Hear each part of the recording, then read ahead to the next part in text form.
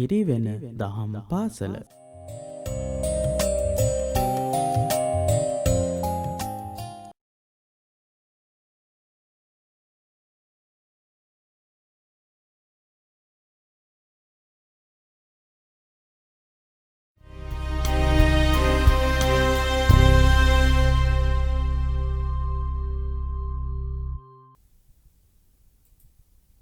තෙරුවන් සරණයි ආයුබෝවන්.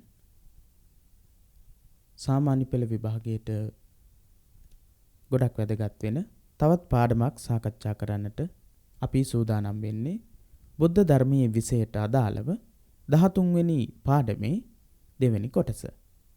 පාඩම තමයි බුදුදහම පදනම් කරගත් ජීවන දැක්ම කියන පාඩම. ඒ පාඩමේ කොටස් 3ක් සාකච්ඡා කරනවා.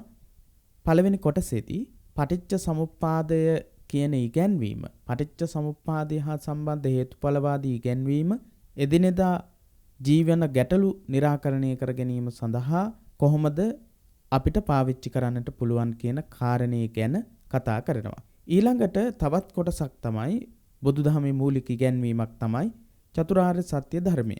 චතුරාර්ය සත්‍ය ධර්මයේ තුලින් කොහොමද අපි ජීවන ගැටලු निराකරණය කර ගැනීම සඳහා මේ චතුරාර්ය සත්‍ය ධර්මයේ තුල උගන්වන න්‍යාය පාවිච්චි කරන්න කියලා. අපේ ජීවිත යහපත් කර ගැනීම සඳහා කර්ම සංකල්පය, කර්මයේ පිළිබඳව බුදුදහමේ උගන්වන දේවල් කොහොමද පාවිච්චි කරන්නට පුළුවන් කියන කරුණු 3 තමයි සාකච්ඡා කරන්නේ. පළවෙනි කොටසේදී අපි සාකච්ඡා කළා දීර්ඝව පටිච්ච සමුප්පාද ධර්මයේ තුල උගන්වන න්‍යායාත්මක ඉගැන්වීම. ඉමස්මින් සති ඉදං හෝති මේ ඇති කල්හි මේ ඇතිවේ, ඉමස්මින් අසති ඉදං නහෝති ඉගැන්වීම පිළිබඳව මේ නැති කල්හි මේ නැත කියන ඉගැන්වීම සම්බන්ධ කරගෙන ගැටලුවක් අධ්‍යාපනය හොඳින් ලබන්නේ නැති ශිෂ්‍යයෙක්ගේ උත්සාහය නැතිකම, මේ ඇති කල්හි මේ වේ, උත්සාහය නැති කල්හි ලකුණු මදි වෙනවා, ලකුණු අඩු වෙනවා, ශිෂ්‍යයා දක්ෂ වෙන්නේ නැහැ, ඒ වගේ දේවල්. මෙය ඇති කල්හි මෙය වේ කියන න්‍යායත් එක්ක ගත්තම දක්ෂ ශිෂ්‍යෙක් නම් ඒ ශිෂ්‍යයා කැපවෙන ප්‍රමාණය, ඒ ශිෂ්‍යයා ක්‍රියා කරන ප්‍රමාණය, ඒ ශිෂ්‍යයාගේ උනන්දුව, ඒ කියන්නේ හැම එකක්ම හේතු වෙලා තමයි ඒ ශිෂ්‍යයාගේ ලකුණු වැඩි වෙන්නේ. ඒ විදිහේ න්‍යායාත්මක ක්‍රමයක් තුලින් අපි ඒ කරුණු සාකච්ඡා කළා. මේ කොටසේදී සාකච්ඡා කරන්න බලාපොරොත්තු වෙන්නේ චතුරාර්ය සත්‍ය ධර්මයේ පිළිබඳව උගන්වන ඉගැන්වීම් එක කොහොමද ජීවන ගැටලු, එදිනදා ගැටලු ප්‍රශ්න निराකරණයට ඒක පාවිච්චි කරන්නට පුළුවන් කියන කාරණේ තමයි අපි බලන්නට යන්නේ. බුදුදහමේ ඊටාම වැදගත් ඉගැන්වීමක් වන චතුරාර්ය සත්‍ය පිළිබඳ නිවැරදි අවබෝධයක් ලබා ගැනීමද අපගේ එදිනදා ජීවිතය උපවත් කර ගැනීමට වැදගත් වේ. චතුරාර්ය සත්‍ය ධර්මයේ පිළිබඳව නිවැරදි විදිහට අවබෝධ කරගන්නේ අපේ ජීවිතය උපවත් කර ගැනීම සඳහා, අපේ ජීවිතය අර්ථවත් කර ගැනීම සඳහා හේතු වෙනවා. එහෙම ගත්තම උපතේ පටන් ජීවිත කාලයේ පුරා අප මුහුණ දෙන විවිධාකාර දුක් දුම්නස්වල ස්වභාවයත් තෘෂ්ණාව ඊට ප්‍රධාන හේතුව බවත් එමගින් ප්‍රත්‍යක්ෂ වේ. චතුරාර්ය සත්‍ය ධර්මයේ පළවෙනියටම දැක්වෙන්නේ දුක්ඛ ආර්ය සත්‍ය. දුක්ඛ ආර්ය සත්‍ය කියනවා. ඊට පස්සේ දුක්ඛ සමුදය ආර්ය සත්‍ය. දුකට හේතුව මොකක්ද කියලා තමයි උගන්වන්නේ. පළවෙනි එක දුක්ඛ ආර්ය සත්‍ය. ජාතිපි දුක්ඛා, ජරාපි දුක්ඛා, ව්‍යාධිපි දුක්ඛෝ, මරණම්පි දුක්ඛං, පියේහි විප්පයෝගෝ දුක්ඛෝ, අප්පියේහි සම්පයෝගෝ දුක්ඛෝ, යම් පිච්ඡං නලපතම්පි දුක්ඛං, සංකිට්ඨේන පංච උපාදානස්කන්ධා. මේ විදිහට දුක්ඛ ආර්ය සත්‍ය පිළිබඳව විස්තර කරනවා. මෙතනදී අපි දුක්ඛ ආර්ය සත්‍ය ආදී ආර්ය සත්‍ය කොහොමද ජීවන ගමන සාර්ථක කර ගැනීම සඳහා එදිනෙදා අපේ ජීවිතයට පැමිණෙනා වූ ගැටලු निराකරණය කර ගැනීම සඳහා පාවිච්චි කරන්නේ කියන එක පිළිබඳවයි කතා කරන්නට බලාපොරොත්තු වෙන්නේ, අදහස් කරන්නේ. ඊළඟට දුක්ඛ සමුදය ආර්ය සත්‍ය. දුක්ඛ සමුදය ආර්ය සත්‍ය යටතේ බුදුරජාණන් වහන්සේ ධම්සක් පැවතුම් සූත්‍ර දේශනාවේදී දේශනා කරනවා මොකක්ද මේ චතුරාර්ය සත්‍ය ධර්මයේ මොකක්ද සාංශාරික වශයෙන් සත්වයාට හේතු වෙන කාරණාව කියලා. දුකට හේතුව මොකක්ද කියලා බුදුරජාණන් වහන්සේ දේශනා කරනවා කාම තණ්හා, භව තණ්හා, විභව තණ්හා කියලා. කාමයන් පිළිබඳව ආසාව, භවයන් පිළිබඳව ආසාව, නැවත ඉපදීමක් නැහැ, ඉපදෙන්නේ නැහැ කියන උච්ඡේදවාදී දෘෂ්ටිය කියන මේ දේවල් නිසා තමයි පුද්ගලයා සංසාර දුකටපත් වෙන්නේ කියන දුක්ඛාරිය සත්‍යයේ දෙවනි කාරණය දේශනා කරනවා. ඊළඟට තුන්වෙනි කාරණය තමයි දුක්ඛ නිරෝධාරිය සත්‍ය. දුක්ඛ නිරෝධාරිය සත්‍ය යටතේ උගන්වන්නේ දුකෙන් මිදීම සඳහා නම් කාම තණ්හා, භව තණ්හා, විභව තණ්හා කියන මේ තුන නැති කරන්නට ඕනේ කියන ඉගැන්වීම කරනවා. දුකින් මිදීමේ මාර්ගය හෙවත් මැදුම් පිළිවෙත ගැන අවබෝධයක් ඇති කර ගැනීමෙන් ජීවත් විය යුතු ආකාරය පිළිබඳ දැක්මක් පුද්ගලයා තුළ ඇතිවේ. දුකින් මිදීමේ මාර්ගය අයමේ වරියෝ අට්ටාංගිකෝ මග්ගෝ. මෙය ආර්ය අෂ්ටාංගික මාර්ගයමයි කියලා බුදුරජාණන් වහන්සේ දේශනා කරනවා. දුකින් නිදහස් වීමේ මාර්ගය තමයි ආර්ය අෂ්ටාංගික මාර්ගය කියලා උන්වහන්සේ දේශනා කළා. එතනදී දේශනා කරන ඒ ආර්ය අෂ්ටාංගික මාර්ගයේ හැටියට සෙය්‍යති ඉදන් සම්මා දිට්ඨි, සම්මා සංකප්ප, සම්මා වාචා, සම්මා කම්මන්ත, සම්මා ආජීව, සම්මා වායාම, සම්මා සති, සම්මා සමාධි කියන මේ මාර්ග අංග ආර්ය අෂ්ටාංගික මාර්ගයේ අංග 8 තුලින්ම අපිට උගන්වනවා යහපත් වූ ජීවන දර්ශනයක්. නිවැරදි වූ දෘෂ්ටියක්, දැක්මක් අපි හැමදිනාටම තියෙන්නට ඕන. දරුවෝ විදිහට නිවැරදි දෘෂ්ටියකින්, නිවැරදි දැක්මකින් ඉගෙන ගත්තේ නැත්නම් අපිට අනාගතයක් සාර්ථක කරගන්නට බැහැ. ඊළඟට සම්මා සංකප්ප, නිවැරදි සංකල්පනා නැතිව අධ්‍යාපනික ජීවිතය ඔබට සාර්ථක කරගන්නට බැහැ. එහෙම නැත්නම් ඉන් එහාට ගියපු ඔබේ ජීවිතයේ අධ්‍යාපනයෙන් පස්සේ ඔබ ලබන ජීවිතයත් යහපත් වූ සංකල්පනා වලින් තොර කෙනෙක් නම් සාර්ථක කරගන්නට බැහැ. සම්මා වාචා, යහපත් වූ වචන භාවිතය අපි හැමදිනාටම නිතරම පවතින්නට ඕන උසස් වූ ගුණයක්. සම්මා කම්මන්ත, නිවැරදි විදිහට කර්මාන්තවල යෙදීම. ඊට පස්සේ සම්මා ආජීව, නිවැරදි විදිහට ජීවනෝපාය ගත කිරීම. සම්මා වායාම, නිවැරදි විදිහට උත්සාහ කිරීම. සතර සම්‍යක් ප්‍රධාන වීර්යයෙන් යුක්තව උත්සාහ කිරීම. ඊට පස්සේ සම්මා සති, යහපත් විදිහට සිහිය පවත්වාගෙන යෑම.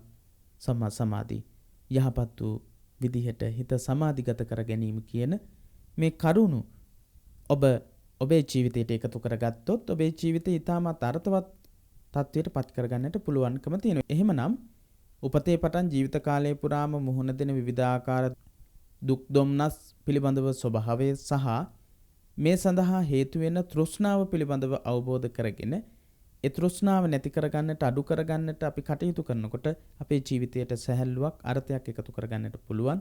ඒ වගේම දුකින් මිදීමේ මාර්ගයේ ඉගැන්වෙන සම්මා දිට්ඨිය ආදී මාර්ග අංගත් අපේ ජීවිතයට එකතු කරගත්තම අපේ ජීවිතයට අර්ථයක් එකතු වෙන විදිහ තමයි අපි කතා කළේ. ඊළඟට අපි බලමු ලාභ, අලාභ, යස, අයස, නිന്ദා, ප්‍රශංසා, සුඛ, දුක්ඛ යන අටලෝ දහමට මුහුණ දීමට සිදුවන්නේ ලෝකස් ස්වභාවය අනුව බව අපට පසක් වන විට දුක සැප විඳ දරා ගැනීමේ සමබර මානසිකත්වයක් ගොඩනගා ගැනීමට හැකියාව ලැබේ. ඊට පස්සේ අටලෝ දහමින් කම්පාවට පත්වීම සාමාන්‍ය පුද්ගලයාට අනිවාර්යයෙන්ම සිද්ධ වෙන කාරණාවක්.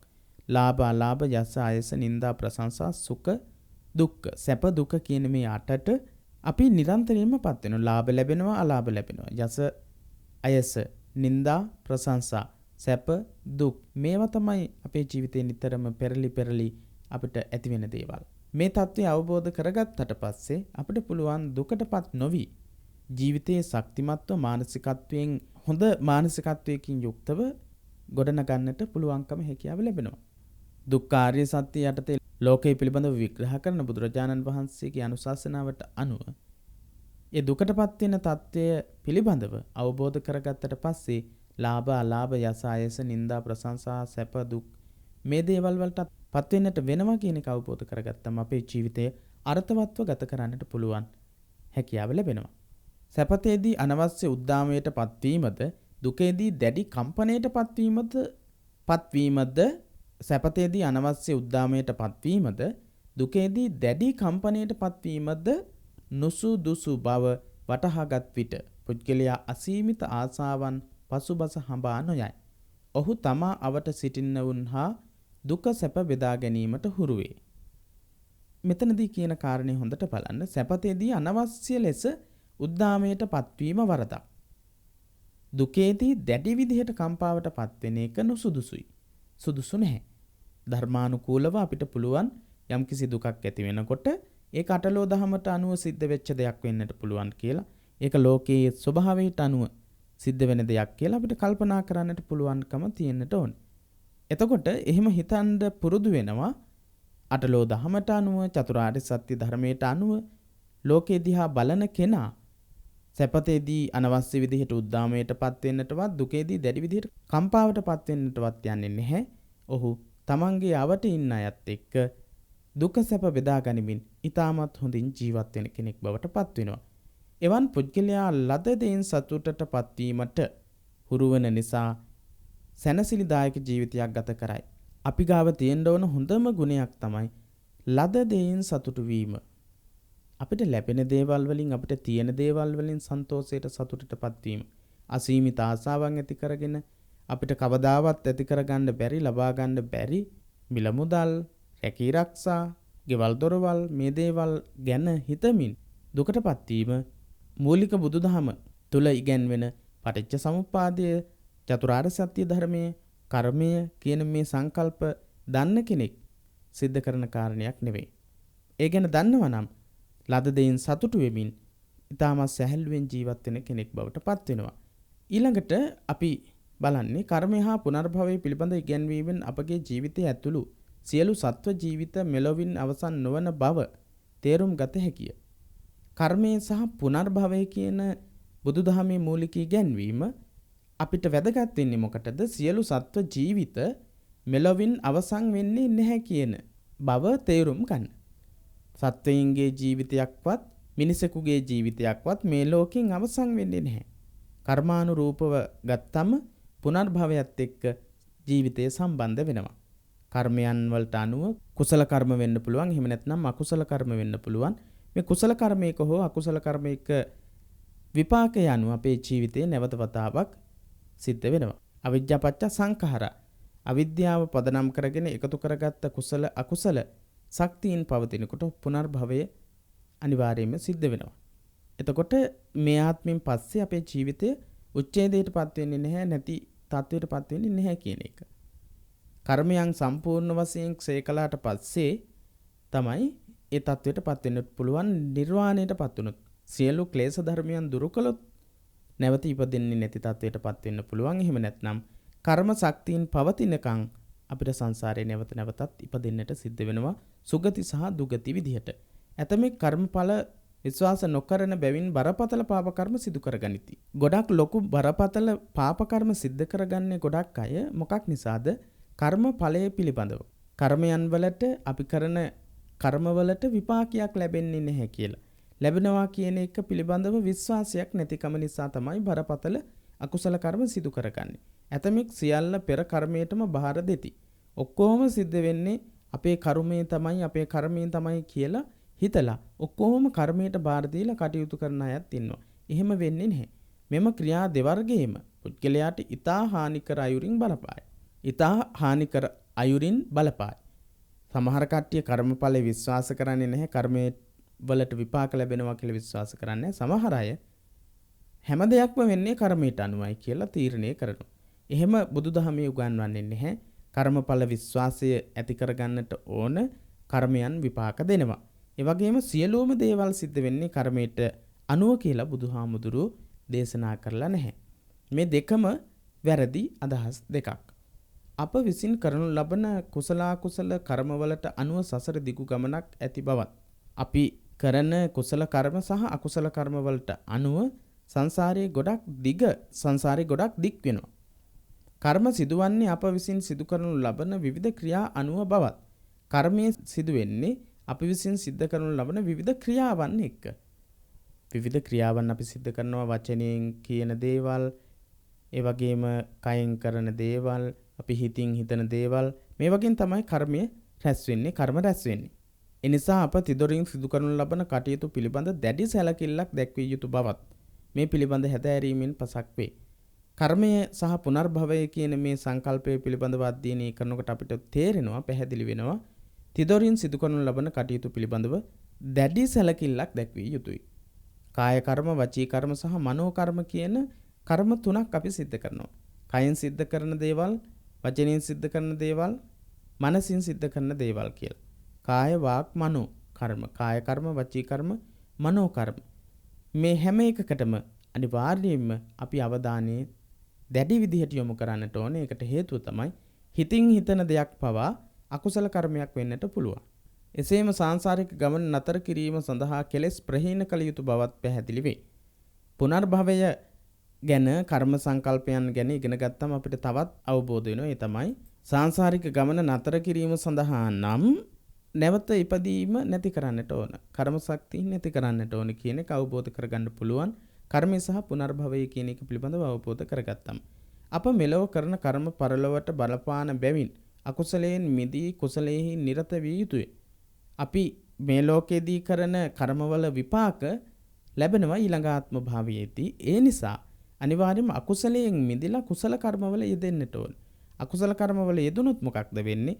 අපිට අකුසල විපාක තමයි විඳින්නට සිද්ධ වෙන්නේ. ඒ නිසා අපි නිතරම සිද්ධ කරන්නට ඕන කුසල කර්ම. කුසල කර්ම සිදු කර ගැනීමෙන් සුගතියෙහිද අකුසල කර්ම කිරීමෙන් දුගතියෙහිද උපත ලබන බව වටහා ගැනීම නිසා නිවැරදි ජීවිතයක් ගත කිරීමට හැකියාව අපට ලැබේ. කුසල කර්ම සිද්ධ කළාම ගිහිල්ලා ඉපදෙනවා සුගති ලෝකවල, දිව්‍ය ලෝක වගේ තැන්වල. අකුසල කර්ම සිද්ධ කළාම දුගති, නරක, තිරිසන්, പ്രേත, අසුර කියන මේ නරකාදියට, නරකයට, සතර අපායටපත් වෙන්න පුළුවන්. ඒ වගේ තැන්වල ඉපදෙන්න පුළුවන්, සුගති වල ඉපදෙන්න පුළුවන් කුසල කර්ම සිද්ධ කිරීමේ පින හැටියට. ඉතින් ඒ පිළිබඳව හිතනකොට, ඒ පිළිබඳව දරුවන්ට කියලා දුන්නට පස්සේ පව් කරන අයට ඒ ගැන කියලා දුන්නම පව් කරලා සතර අපායට වැටෙන්න කැමති නැති අය නරක දේවල් කරන්නේ නැහැ. පින් කරලා දිව්‍ය ලෝකයට යන්න කැමති අය මොකද කරන්නේ? සුගති තැන්වල ඉපදෙන්න කැමති අය මොකද කරන්නේ? හොඳ දේවල්, කුසල කර්ම සිද්ධ කරනවා. එතකොට කර්ම කියන සංකල්පයත් අපේ එදිනෙදා ජීවිතය ආලෝකමත් කරන්න, අපේ ජීවිතය යහපත් කරන්න ගොඩක් හේතු වෙන කාරණයක්. කර්මයක් සිදුවීම සඳහා චේතනාව අනිවාර්යෙන් බලපානු ලබයි. අචේතනිකව සිදුවන ක්‍රියා කර්ම ලෙස නොසැලකෙයි. කර්මයක් සිදුවීම සඳහා අනිවාර්යයෙන්ම බලපාන්නේ මොකක්ද? චේතනාව. බුදුරජාණන් වහන්සේ දේශනා කරනවා චේතනාහං භික්ඛවේ කම්මං වදාමි චේතයිත්වා කම්මං කරෝති කායේන වාචා මනසා වා. චේතනාහං භික්ඛවේ කම්මං වදාමි චේතයිත්වා කම්මං කරෝති කායේන වාචා මනසා වා. සිතින් සිතා කයෙන් වචනයෙන් හෝ මනසින් කර්ම සිදු කරයි.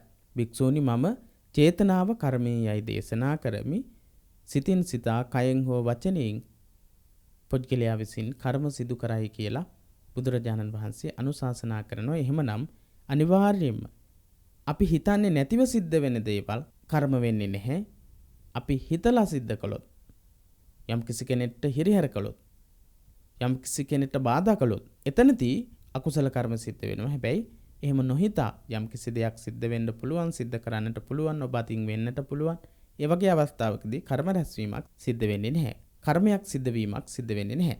කර්මය පිළිබඳ බෞද්ධ ඉගැන්වීමෙන් පෙන්වා දෙන තවත් වැදගත් කරුණක් නම් සියල්ල පෙර කර්මයට බාර දිය නොහැකි බවයි. කර්මය පිළිබඳව බෞද්ධ ඉගැන්වීමෙන් පෙන්වා දෙන ගොඩක් වැදගත් වෙන ඉගැන්වීමක් මොකක්ද? සියල්ල පෙර කර්මයට බාර දිය නොහැකි බවයි. ඉස්සර කරපු කර්ම නෙවෙයි අපිට හැම දෙයක්ම විපාක දෙන්නේ. මේ ලෝකෙදී කරන දේවලුත් විපාක දෙන්න පුළුවන්. අපි කරන හැම දෙයක්ම කර්මයට අනුවම සිද්ධ වෙනවා කියලා කියන්නත් බෑ. අපි කරන සමහර දේවල් කර්මයට අනුව සිද්ධ වෙන දේවල් නෙවෙයි. අපේ උත්සාහය, අපේ වීර්යය, අපේ කැපවීම එක්ක සිද්ධ වෙන දේවලුත් ගොඩක් තියෙන්න පුළුවන්. ඒ හැම එකක්ම කර්මයට අනුවම සිද්ධ වෙන්නේ නැහැ. කර්ම ශක්තියින් අපගේ ජීවිතයට බලපෑවද සියල්ල අතීත කර්මයට බාර දී උදාසීනව කල්ගත කිරීමට බුදුදහම නුගන්වයි. බුදුදහම කර්මය ගැන උගන්වනවා. ඒ වුණාට සියලුම දේවල් ඉස්සර කරන ලද කර්මවල විපාක කියලා කර්මයට හැම දෙයක්ම බාර දීලා උදාසීන කමින් කල් ගෙවීම බුදුදහම අනුමත කරන්නේ නැහැ. උත්සාහය මත, වීරිය මත විරියේන දුක්ඛං අච්චේති. බුදුරජාණන් වහන්සේ දේශනා කරනවා වීරිය කිරීම තුලින් දුක නැති කරන්නට පුළුවන් බව. යම්කිසි ගැටලුවක් තියෙනවා නම් ඒ ගැටලුව निराකරණය කරගන්නට අපිට උත්සාහයෙන්, උනන්දුවෙන් කටයුතු කරන්නට පුළුවන්. කර්මයට අනුවම හැමදේම සිද්ධ වෙන්නේ නැහැ. උත්සාහය, වීරිය, කැපවීම මත අපිට බොහෝ දේවල් සිද්ධ කරන්නට පුළුවන්කම, හැකියාව තියෙනවා.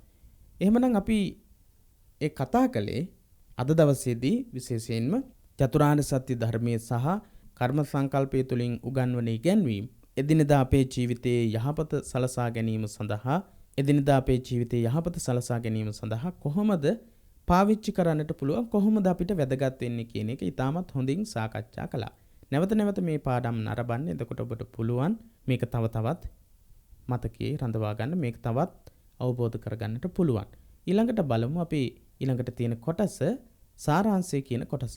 චතුරාර්ය සත්‍ය, පටිච්ච සමුප්පාදයේ, කර්මය හා පුනර්භවය බුදුදහමේ මූලික ඉගැන්වීම් ලෙස සැලකේ. එහෙනම් බුදුදහමේ මූලික ඉගැන්වීම් 3ක් නම් කරන්නට කියලා අපි ප්‍රශ්නයක් අහන්න පුළුවන්. ඒ වගේ වෙලාවකදී චතුරාර්ය සත්‍ය ධර්මයේ, පටිච්ච සමුප්පාද ධර්මයේ, කර්ම හා පුනර්භව සංකල්පය කියන මේ පිළිතුරු ලබා දෙන්නට පුළුවන්කම තියෙනවා බුදුදහමේ මූලිකම ඉගැන්වීම්.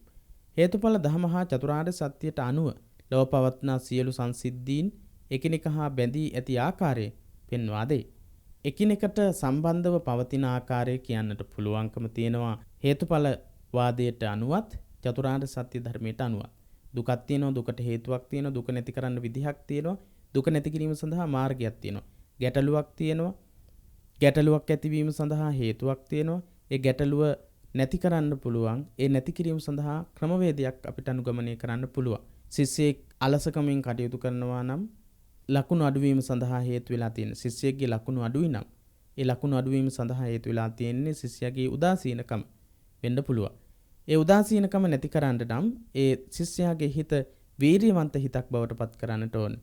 වීර්යවන්ත හිතක් බවට පත් කිරීම සඳහා නම් අනිත් ශිෂ්‍යෝ උත්සාහයෙන් වැඩ කරලා ලකුණු අරගෙන හොඳ තැන්වලට යන්නට කටයුතු කරන ආකාරය පිළිබඳව ඔහුට පෙන්වා දීලා ඔහුගේ අලසකම නැති කරන්නට අපිට විවිධ ක්‍රමවේද පාවිච්චි කරන්නට පුළුවන්කම තියෙනවා. ඒ විදිහට චතුරාර්ය සත්‍ය ධර්මයේ උගන්වන න්‍යායාත්මක ක්‍රමය එදිනෙදා ගැටලු निराකරණය සඳහාත් පාවිච්චි කරන්නට පුළුවන්.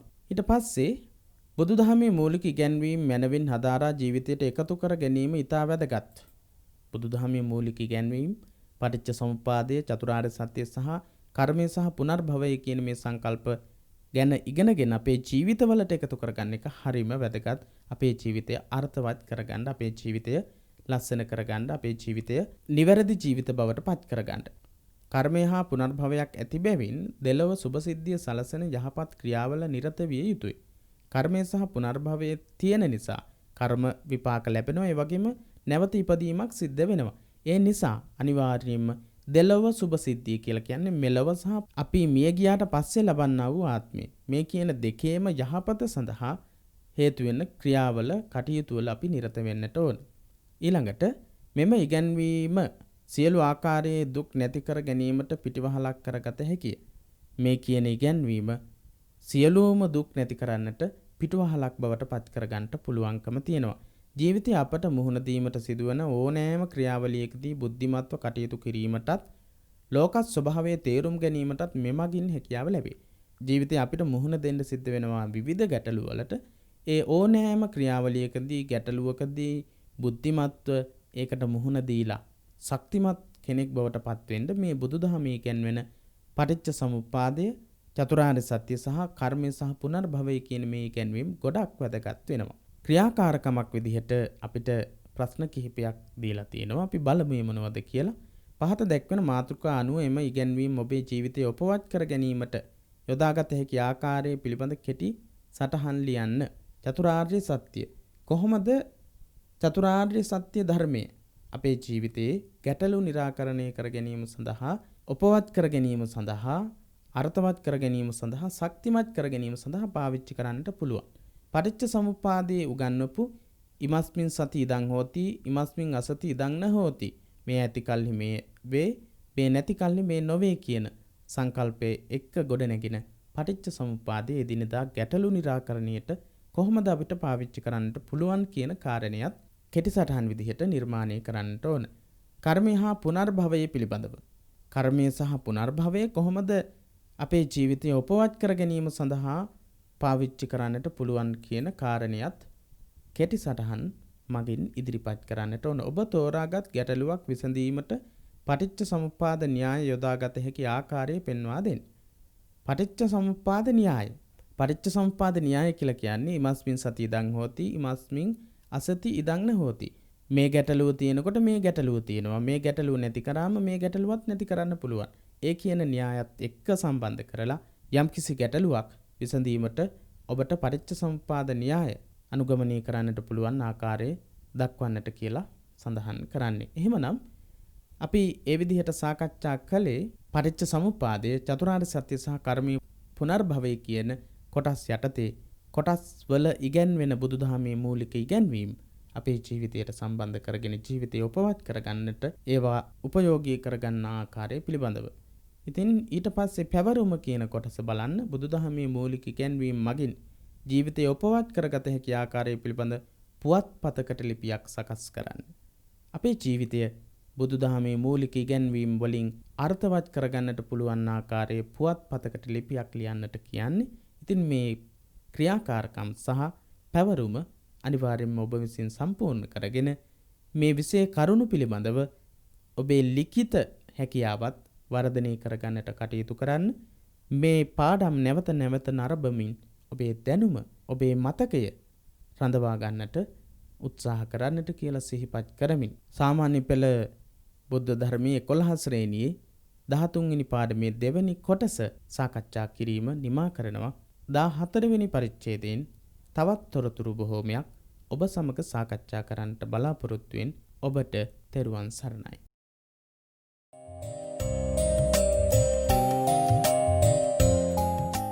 පිරිවෙන දහම් පාසල